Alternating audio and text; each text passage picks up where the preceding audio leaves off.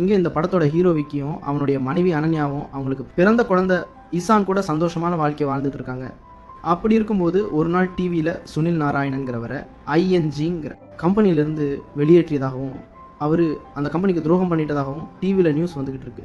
அதை பார்த்து ரொம்ப ஷாக் ஆகி போன விக்கி அவனோட கடந்த காலத்தை நினச்சி பார்க்குறான். அதில் அவன் மோட்டோ கிராஸோட மிகப்பெரிய பைக் ரேஷராக இருக்கான். அவங்க அப்பா தான் அந்த நியூஸில் வந்த சுனில் நாராயணன். அவரும் ஒரு காலத்தில் ரேஷராக இருந்தவர் தான். இப்போது விக்கிக்கு கோச்சா பைக் ரேசிங் சொல்லி கொடுத்துட்ருக்காரு.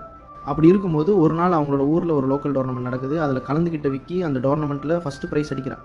அதை பார்த்த ஹீரோயின் அனன்யாவுக்கு விக்கியை ரொம்ப பிடிச்சி போய் அவன்கிட்ட ப்ரப்போஸ் பண்ணிடுறான். அதை கேட்ட விக்கிக்கும் அவளை ரொம்ப பிடிச்சி போனதுனால அவனோட அப்பாவுக்கு தெரியாமல் அவளை காதலிக்க ஆரம்பிக்கிறாங்க.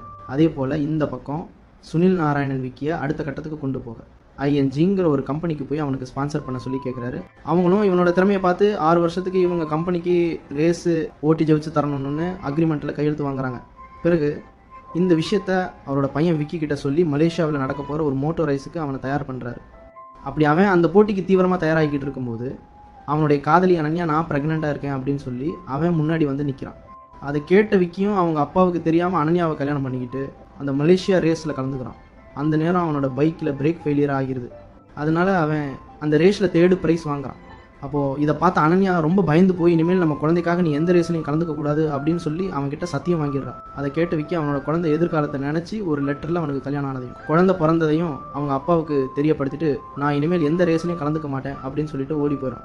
இதெல்லாம் தெரிஞ்சுக்கிட்ட அந்த என்ஜிஓ கம்பெனிக்காரங்க அவங்க அப்பாவை கூப்பிட்டு ரொம்ப கீழ்த்தனமாக பேசி நம்ம அக்ரிமெண்ட் பிரகாரம் 6 வருஷத்துக்குள்ளே எனக்கு ஒரு நல்ல ரேசரை நீ ரெடி பண்ணி தரணும்னு சொல்லி வான் பண்ணிட்டு போயிட்டுறாங்க. அதே போல் அந்த 6 வருஷம் அக்ரிமெண்ட்டும் முடியுது. ஆனால் அவங்க அப்பா விக்கி போன நினப்பிலேயே எந்த ஒரு ரேஸையும் ரெடி பண்ணாமல் விட்டுறாரு. அதனால் கோபமான அந்த கம்பெனிக்காரவங்க அவங்க அப்பா கிட்ட நஷ்ட ஈடு கேட்டு அவர் மேலே போலீஸ் கேஸ் கொடுத்துட்றாங்க.